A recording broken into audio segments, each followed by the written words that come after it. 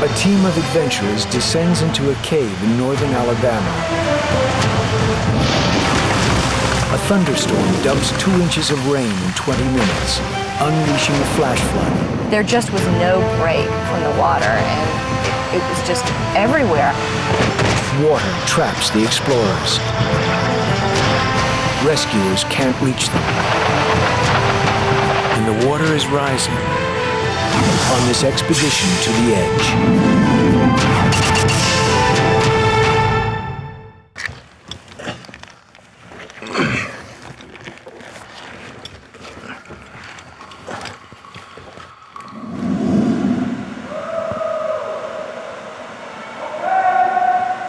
You want the cake? Yeah. God, look at that one.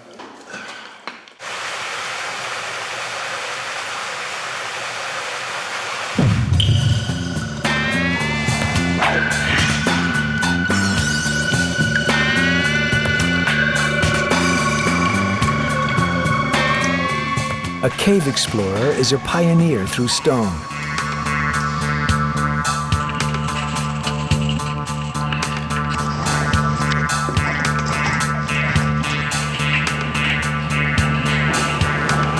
Add the element of water, and it becomes an even more challenging journey.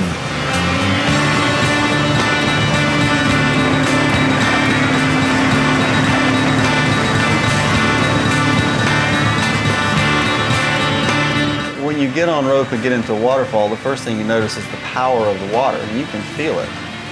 It's really pounding you hard.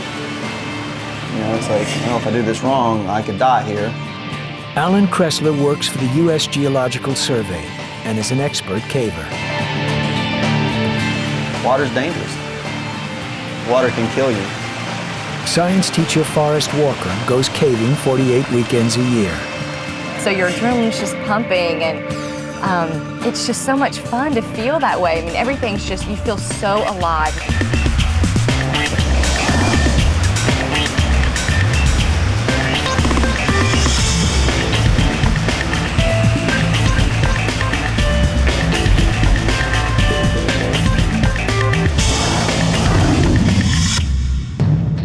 These adventurers challenge themselves by exploring in one of the greatest concentrations of caves in the United States. TAG, where the borders of Tennessee, Alabama, and Georgia meet. TAG's underground landscape is a network of more than 13,000 caves, bored into the local limestone over millions of years by subterranean streams and rivers. I like TAG because of the water. Hydrologically, our limestone caves are the wettest probably in this country. One is a magnet for wet cave explorers, McBride's Cave.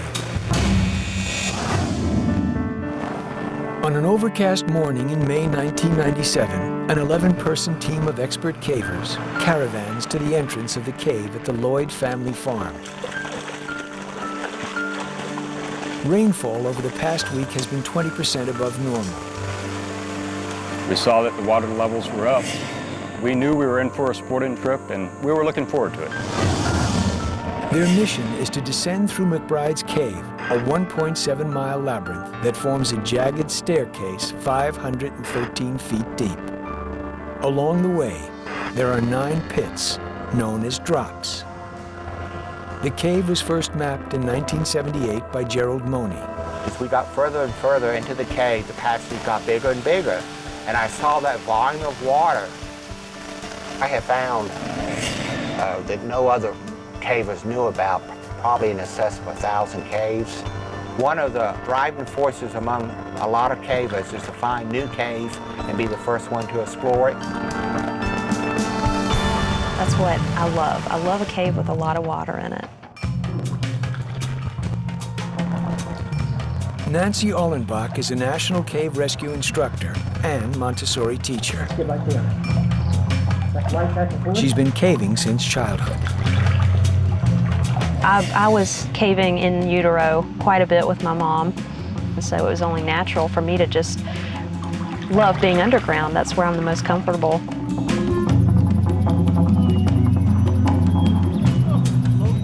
It was a chance of rain, but McBride's something you can do in high water. The cave's not dangerous, it's fun.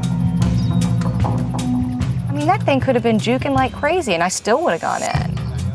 The cavers plan to be underground for 3 hours, so they travel light. They bring along the basics: elbow and knee pads, helmets, and lights. They decide not to weigh themselves down with a first aid kit, and only half the group chooses to wear wetsuits. Cell phones, radios, and walkie-talkies don't work underground, so they're also left behind. There'll be no communication with the outside.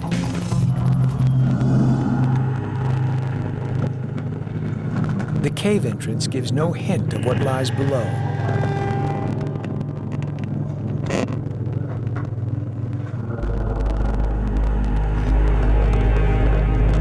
One by one, the cavers shimmy into the darkness. The team's first obstacle is a 36-foot double drop.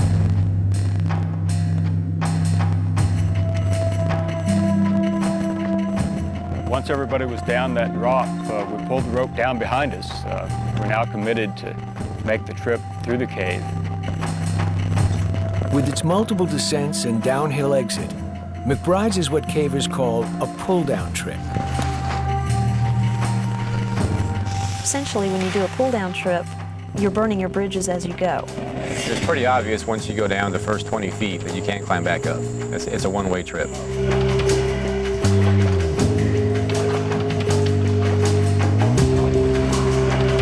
We're all going past where the water is infeeding into the passage, and we're noticing that it's higher than anybody's seen before. So the thought's going through the group, oh no. Even though there was all that water, it was more exciting than it was scary. I probably should have been more scared, but that's how I felt. The water was moving so fast, and I wasn't absolutely sure because of the volume of water what would happen.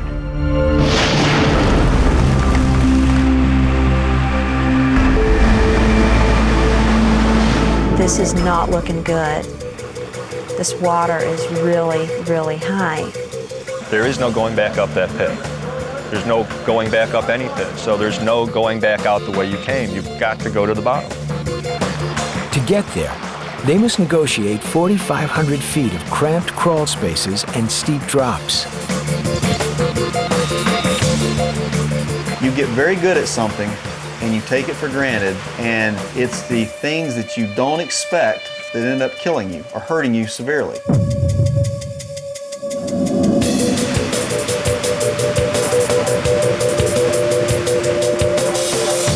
"90 minutes into the descent, the cavers come upon a 6-foot ledge.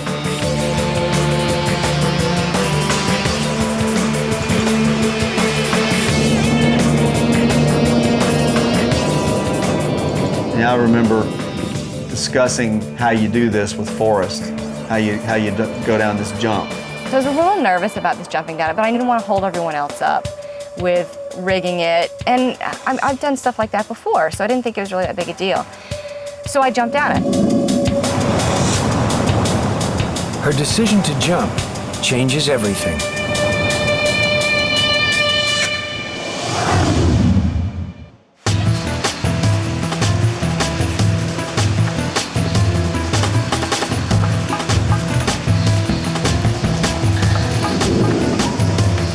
In northern Alabama, a high-risk caving adventure is underway. A week of spring rain, 20% above average, has raised the water level inside McBride's cave. The cavers must keep moving. I didn't think it was really that big a deal. So I jumped down. Forrest lands in a swirling pool, breaking her ankle.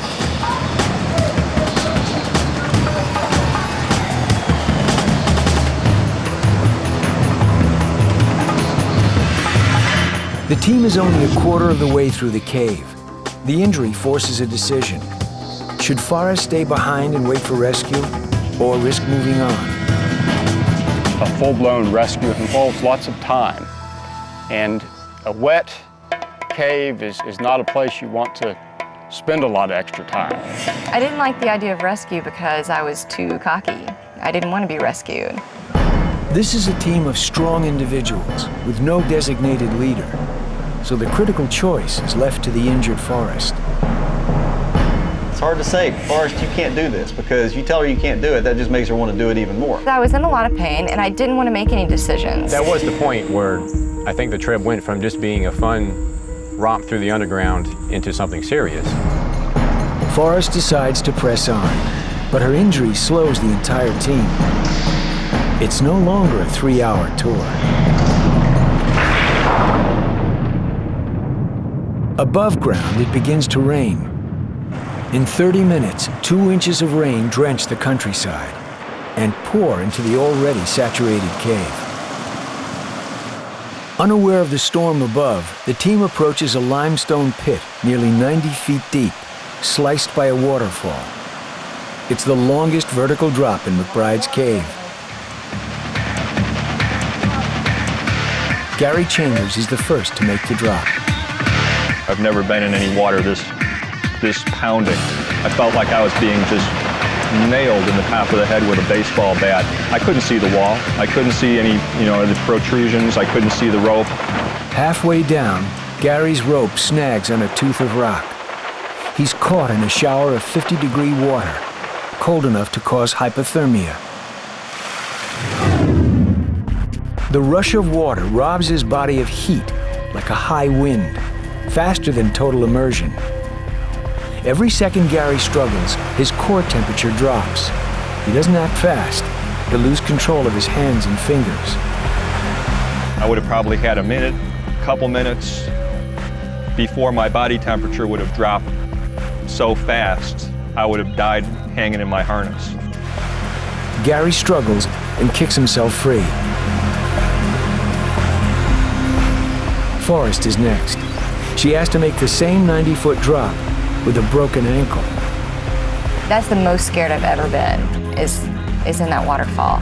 I just could not get a breath, and I was absolutely panicked. She fights to connect with the rock wall. I remember seeing her disappear under the curtain of water, and I could see her light in there flailing around, and she was just basically trying to gain her footing. I mean, I've never felt more intensely than I did in that pit. I mean, I don't want to be so dramatic as to say I thought I was going to die, but I felt it was imminent if I didn't do something about it.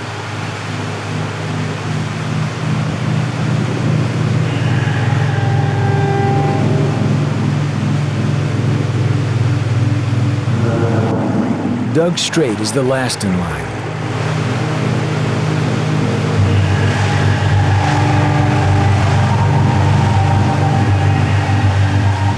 Doug catches his rope in the same spot where Gary's did.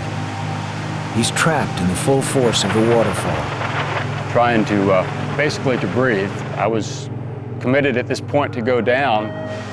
Every second, the water slams him with hundreds of pounds of force. He's getting weaker.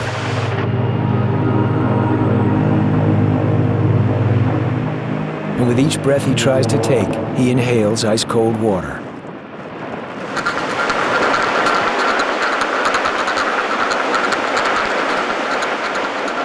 Hanging in midair, Doug Strait is drowning. Yeah, I understood it at that point that either I was going to effectively deal with the situation or I was going to die. Fighting against a hydraulic load of over 1,600 pounds, Doug struggles desperately to get some sort of leverage. He wedges his foot in a rock crease to try to twist himself free.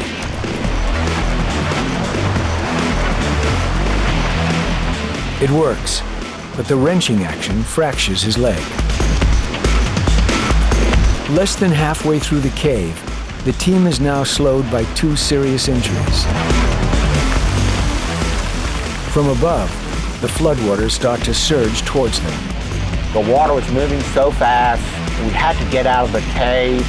But I remember the water was coming down in pulses. It was like the whole bathtub of water would crash on you, then it would let up for a second, and then crash on you again. With no way back, the 11 cavers must inch into a 50-foot crawl space. It's one of the cave's toughest passages, and now it's flooded.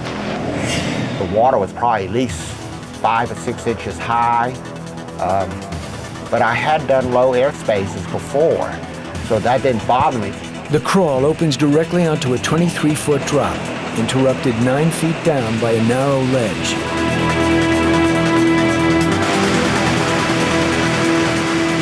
I had no room to maneuver, to rig in, to do the pit the normal way that I normally have done it. I knew where the rope had to be, but when I grabbed it, I launched myself out. It just pulled out 9 feet of rope, and I just fell.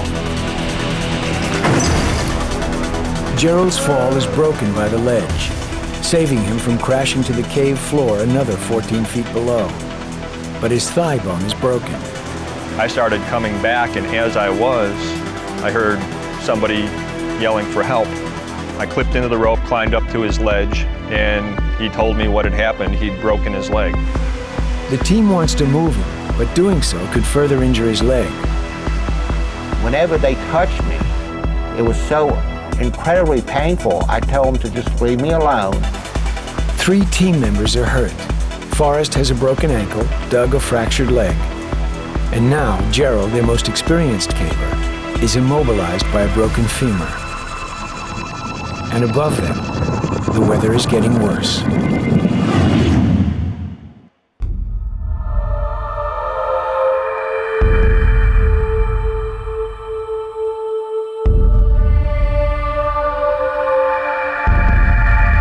Eleven cavers battle torrents of water deep in McBride's cave.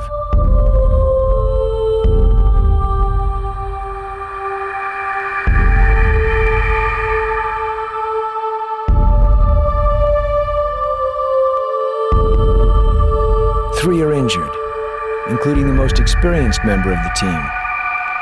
He cannot continue on.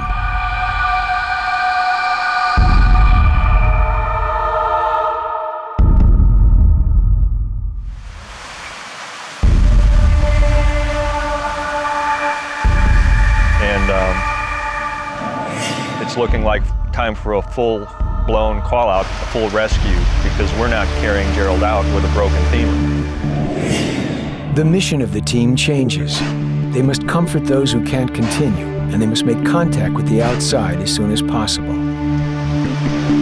At that point, I was like, okay, well, this situation's gotten grim. It's like, somebody's got to get out of this cave. I know it about the best of anybody here, so I'm going to gather up who I can and get them out of the cave. I don't even remember thinking, how are we going to get Gerald out? I remember thinking, well, that really sucks, but I need to start crawling because I'm cold and I need to get out of here.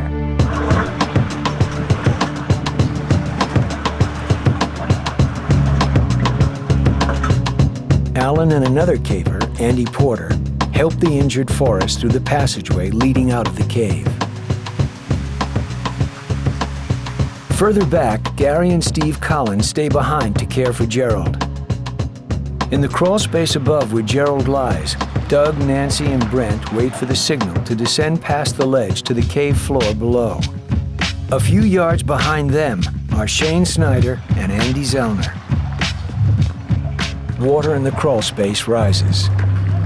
At 50 degrees, it's cold enough for hypothermia to set in, especially for those cavers who decided not to wear their wetsuits. Brent worries about his wife Nancy. She's shivering and disoriented, signs of stage 2 hypothermia. I was worrying that she would be so cold that it would be hard for her to hold on to the rope, going down the rope. So I had to take some action, and I kind of yelled at her, which is unusual for me. It was just enough to make me go, whoa, I'm in a bad condition here. And it was enough to save my life. Doug and Brent must get Nancy out quickly and can't wait for the signal to continue. Doug goes first. Even with a fractured leg, he makes the drop perfectly. Now it's Nancy's turn, but the effects of hypothermia are intensifying. I just started getting kind of dumb. When you get really bad hypothermia, you start going kind of dumb. You don't think straight. As she grabs for the rope, her finger is snapped. It is the team's 4th injury. It was like I had had my hand torn off. Had Brent and Nancy with me. I had a task at hand, and we were on our way, and you know, we were going to get out. The team is now split into 4 groups. Alan, Forrest, and Andy Porter struggle forward in the passage leading out of the cave. Doug, Nancy, and Brent follow. Gary and Steve remain clustered at the ledge with Gerald. And 2 more cavers, Shane Snyder and Andy Zelder, are still perched in the crawl space. And they are the first to feel the impact of the flood pulse. A flood pulse is a rolling wave of water, swollen by rain and thick with debris. The pulse surges into the already flooded horizontal crawl space. The water kept rising up over my back and over my head. You had to literally turn over and press your lips onto the ceiling and breathe through just the last little half-inch of airspace right there. And in moments like that, you come very close to panicking. I think the world becomes very, very black and white at that point. That if you want to continue on living, then this is what you have to do.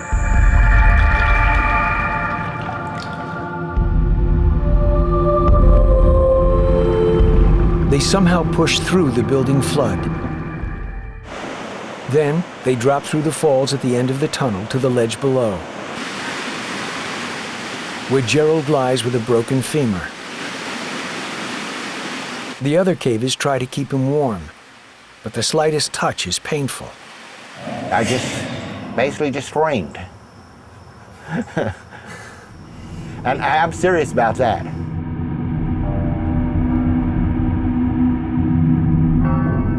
I was getting hypothermic. My lips were turning blue. I was shivering and shaking. They can't last long like this, so Andy and Shane move on to get help. But the way out is sunk in, blocked by a flood pulse from the storm above.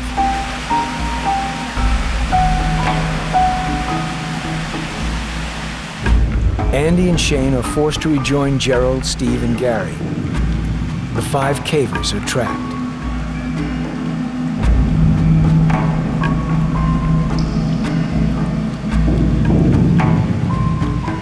So now we're aware that we're going to be there for a while.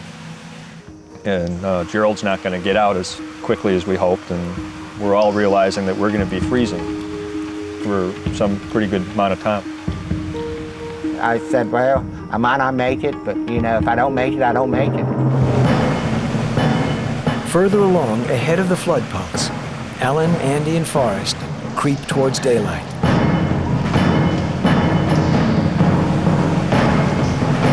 I was so junked up on adrenaline because my ankle was broken. I'd been banging it all over the place. I mean, my body had to be just an adrenaline cesspool. She was pretty insistent that she complete the trip.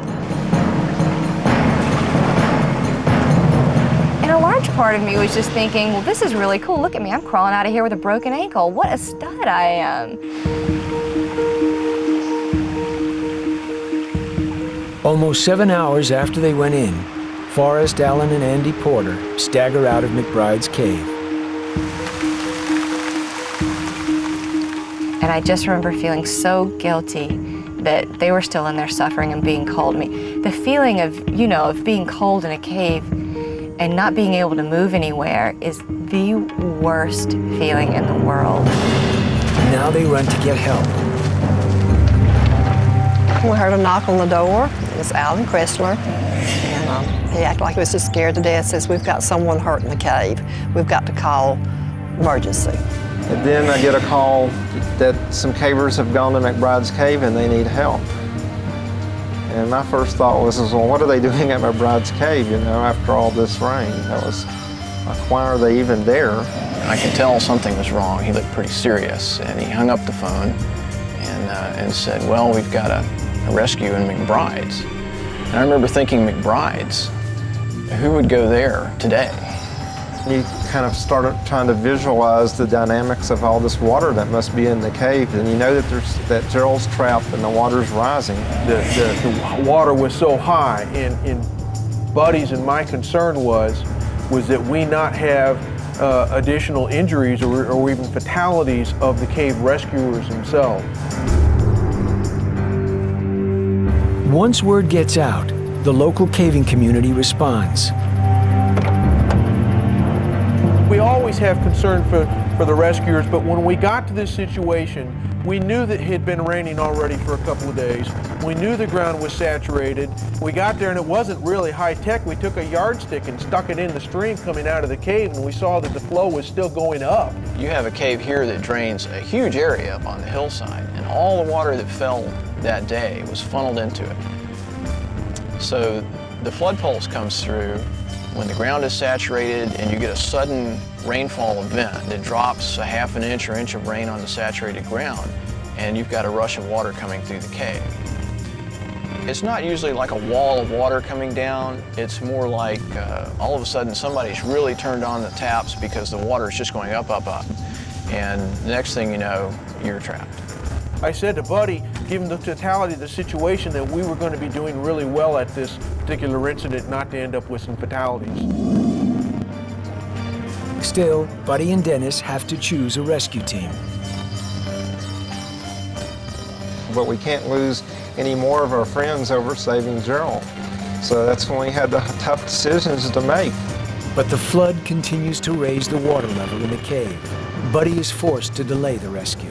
The water was so high, the force of the water was so great that they were turning around and coming back out a short time later white-faced and said that they just refused to go back in the cave. I've not seen this before.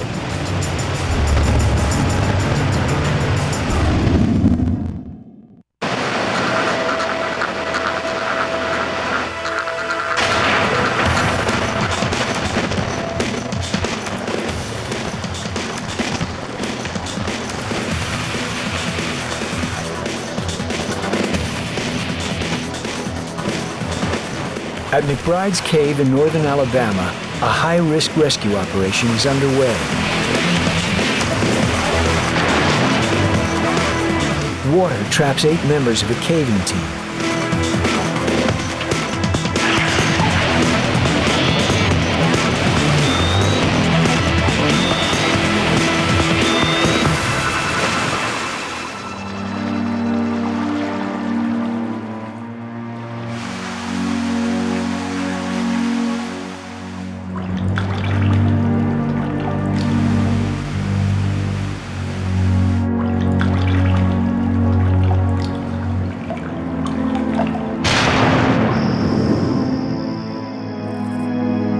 The rescuers must wait for the floodwaters to recede.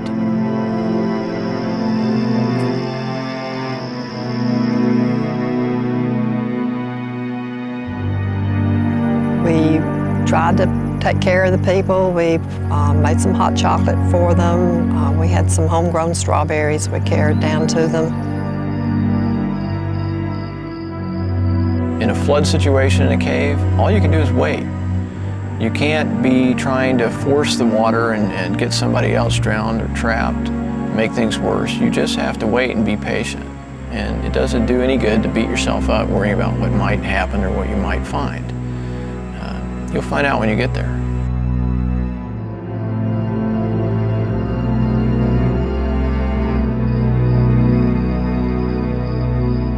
You know, the temptation is the longer we've been caving and the better we get, you know, to push the edge. But the problem with pushing the edge is nature sometimes is very unforgiving.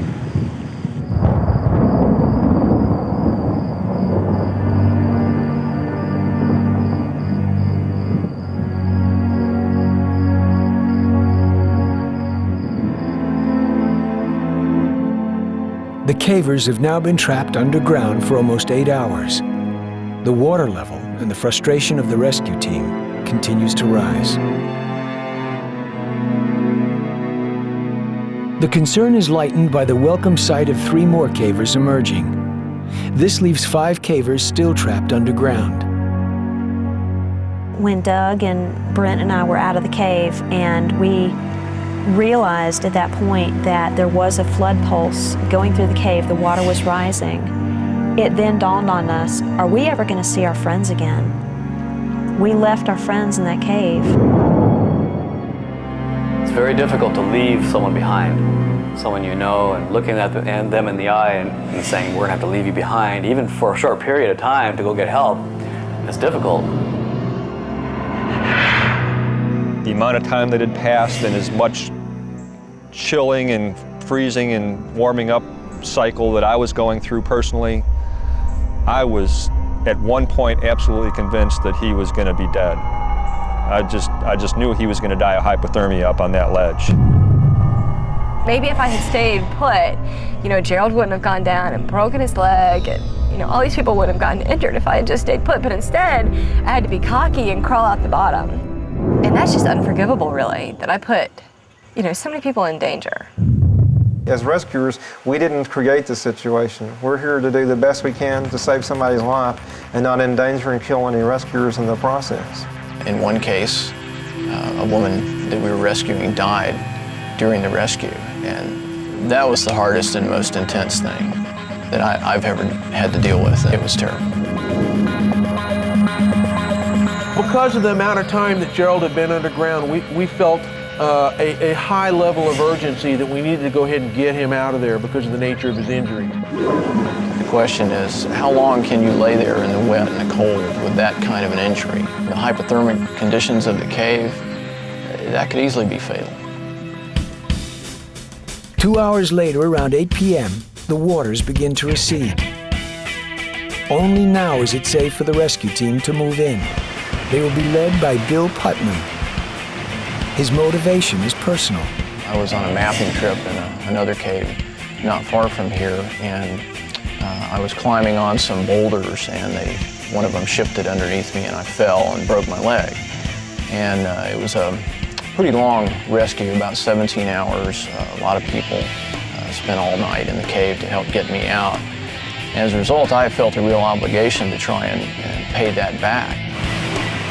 The upper entrance to McBride's is flooded, so the rescuers enter the exit. But that means fighting upstream.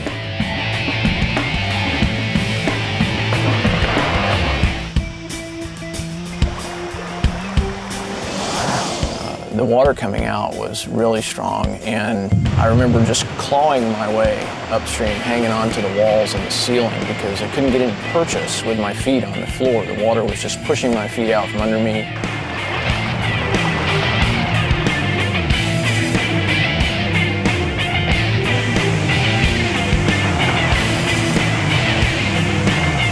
You'd pull forward a foot, and then if you weren't careful, you could drop back 2 or 3 and lose what you just gained.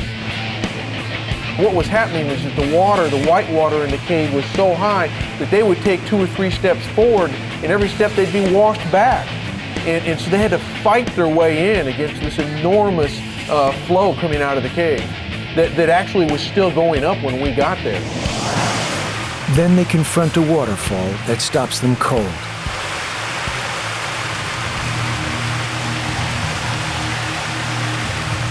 There was more water coming down that drop than I'd ever seen, and I didn't like the look of it at all. They're afraid of what might happen if they tackle it. But what happens to the 5 trapped cavers if they don't?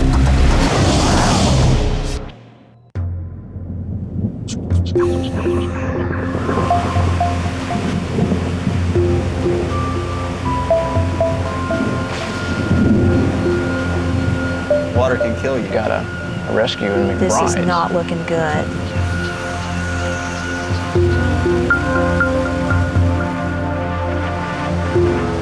The force of the water was so great. I was going to die. Or hurt. Or stranded.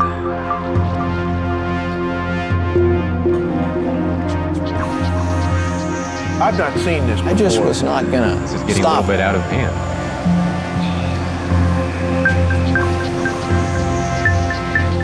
But I put so many people in danger. You come very close to The panicking. water was so high.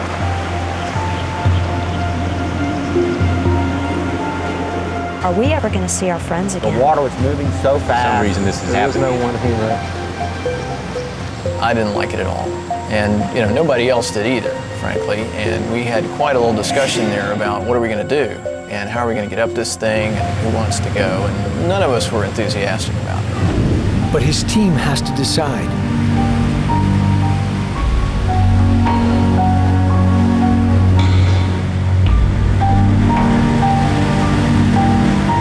Bill considers carefully. If he can rig a rope to the side, he might avoid the worst of the pounding water. I have a pretty strong motivation from my experience of being rescued, and I just was not going to stop at that point. Bill fixes his rope and starts wrestling his way up the waterfall.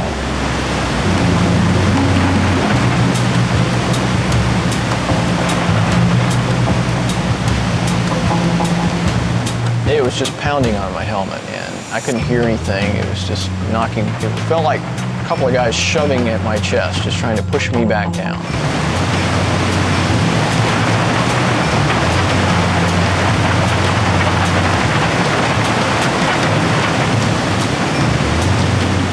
I like to go over with some style and grace, and this wasn't one of those times. This was a thrash. I mean, I felt like a beached whale when I finally rolled over the top of this thing. Encouraged, the rest of the team follows him up.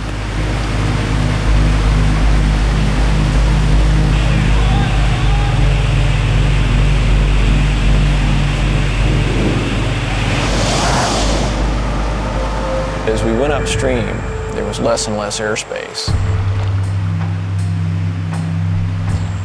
The waves and the water were just completely filling the passage. There was a little bit of air sometimes bubbling through, but standing waves were up against the ceiling and we just could not get through.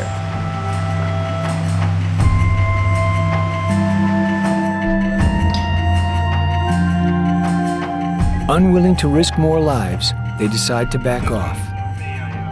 You just have to slow down and wait.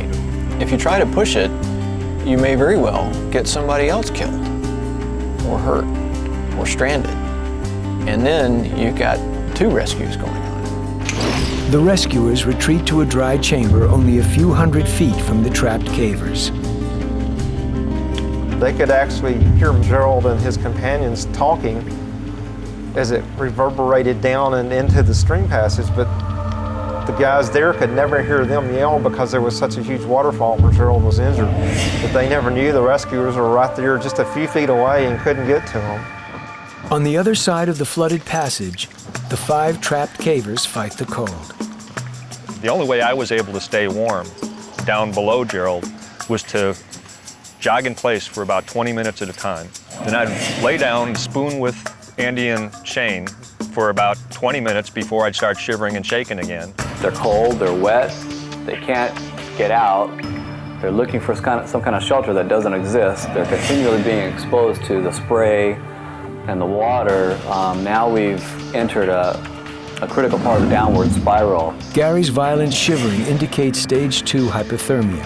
His body's core temperature has dropped below 95 degrees. As he slips below 93 degrees, he'll lose muscle control and slip into a stupor, then pulmonary edema, and then death. We knew that Gerald was in pain. He'd been in there a long time. We knew he was a tough guy also, okay? If I had been in his situation, I would have passed away long before because I'm leaner and I would have succumbed. You didn't know how long he could even live laying up there, or if he would even be alive when we got to him. There was no way of knowing that. The hypothermia, the shock, it might be too much. We did not want to go in there and find that Gerald had died. Throughout the night, the water levels remain high, and the threat of more rain continues. Here we are in the eye of the storm, and it's not raining. And we were always, of course, concerned that it was going to start shifting and dump all this rain on us. At 5 in the morning, the rescue team in the cave sends the good news. The water level in the blocked chamber in front of them is beginning to drop. Yeah. After an anxious night of waiting, the support teams once again begin to move. Because we don't need, many feet of drop. We just need 6-8 inches to a foot and to really make a huge difference. And of course, every time the water drops an inch, the velocity of that water goes way down. Light started showing up, coming in towards us, and that was a pretty nice feeling. The 4 uninjured cavers make their way out of the cave. But getting Gerald out will require an extraordinary team effort. We had our team physician there also at the bottom of the pit, Dr. David Horton from China, and he was able to assess Gerald's condition and do medical intervention the best he could under these horrible conditions. Watching all the guys working together is really something.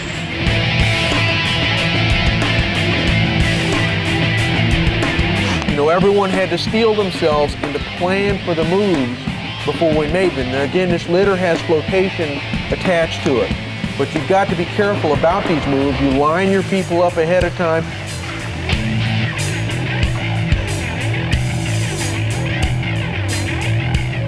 The team calls out for a medevac helicopter. And they put him in the sked litter, which is a little flexible litter, and dragged and floated and manhandled him down through the crawl. And he got dunked pretty good coming through there.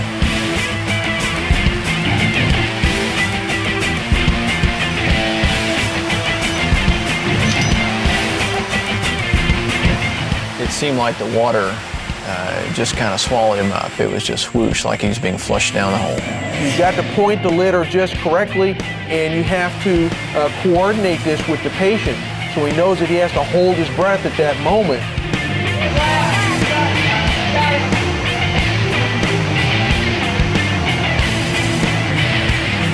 When you're moving somebody over obstacles, over boulders, through crawlways, through streams and around corners, you can chew up a lot of people. And it works kind of like a bucket brigade. You get people at the head of the litter, at the foot, at the sides when there's room, but a lot of times there's not. And you're passing him over the obstacles or under the obstacles or around things. And so you get people on either side of the obstacle and pass the stretcher through with the person.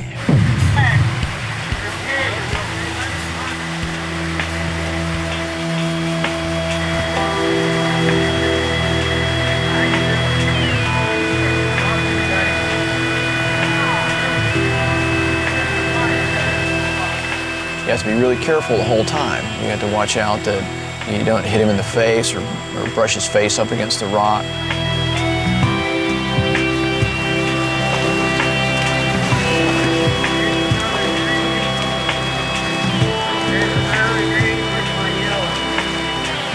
It's not just a matter of let's grab a stretcher and run through the cave. I mean, you're crawling and dragging this thing, or you're floating it in the water and pushing it along.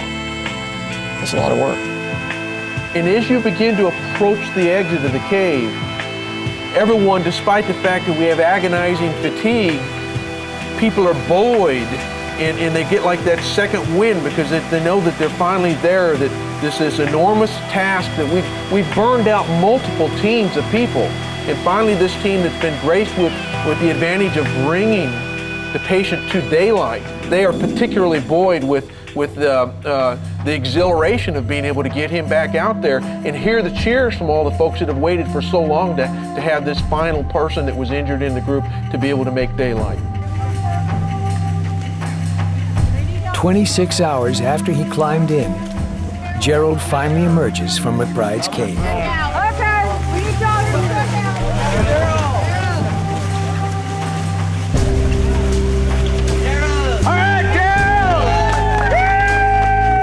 Well, the main thing I remember is when they dragged me out of the entrance, there was about 100 or 150 people at the entrance and they started cheering me. Gerald's condition is better than expected. His decision to wear a wetsuit probably saved his life.